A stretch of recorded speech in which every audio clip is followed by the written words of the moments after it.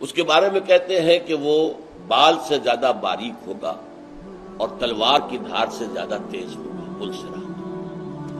خیر یہ تو میرے علم میں نہیں ہے کہ کہاں سے یہ چیزیں لی گئی ہیں، لیکن ہمارے عام گفتگو میں آتا ہے۔ لیکن نقشہ ایک ہے، ایسا محسوس ہوتا ہے کہ قیامت کے دن پہلی تقسیم تو لگ جائے گی۔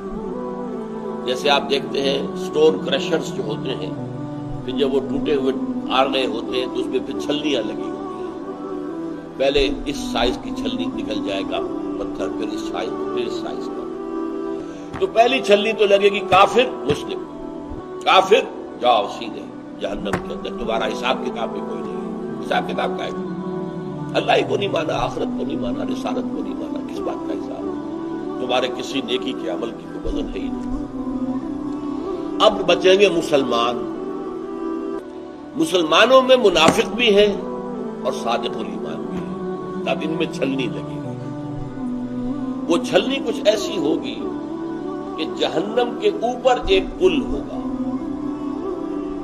اور اس میں گھپ اندھیرا ہوگا، گھپ اندھیرا، اور جن لوگوں کے پاس ایمان اور عمل صالح کی روشنی ہے وہ روشنی ظاہر ہو جائے گی۔ ایمان ایک نور ہے جو میرے اور آپ کے قلب میں ہے، لیکن اس وقت وہ نور ظاہر نہیں ہو رہا، اس وقت وہ نور ظاہر ہوگا، وہ چمکے گا۔ اور اعمال صالحہ جو ہے وہ ہم اپنے داہنے ہاتھ سے کماتے ہیں، تو داہنی طرف اعمال صالحہ کا نور ہوگا۔ تو جو اہل ایمان ہوں گے وہ اس نور کی روشنی میں راستہ دیکھتے ہوئے کہیں ٹھوکر نہیں کھائیں گے، وہ سیدھے اس پل کو عبور کر کے اور دوسری طرف جنت ہوگی، وہ جنت میں داخل ہو جائیں۔ اور جو ہوں گے منافق، ان کے پاس نہ نور ایمان ہے نہ نور اعمال صالحہ ہے، تو وہ ٹھوکریں کھائیں گے اور نیچے جہنم میں گر جائیں گے۔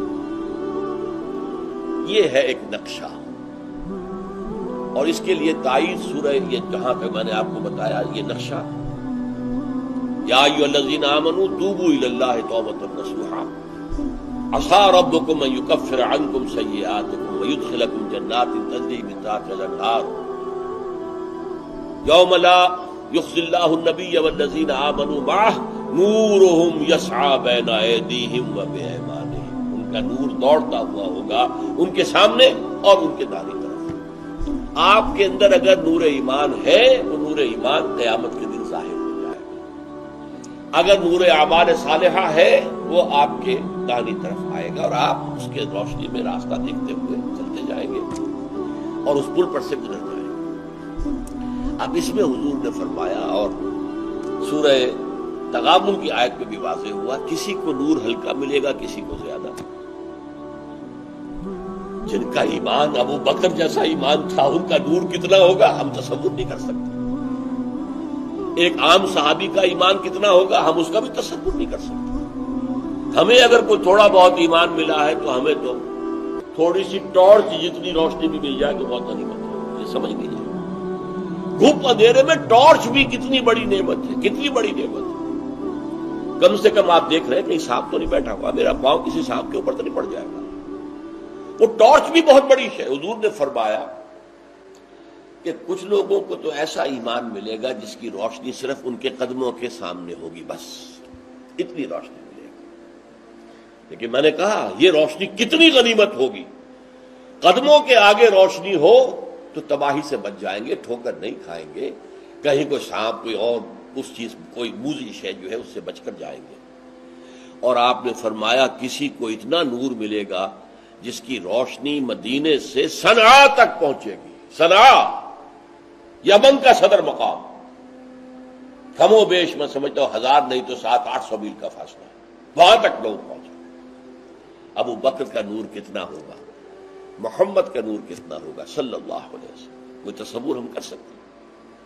لیکن بہرحال جیسا کہ میں نے عرض کیا، جس کو وہ ٹارچ بھی مل گئی، اپنے قدموں کے آگے ہوتی ہے نا ٹارچ کو، جب آپ لے کر چلتے ہیں کسی اندھیرے میں تو اپنے قدموں کے سامنے مارتے ہیں، تو وہ بھی بہت بڑی نعمت ہے۔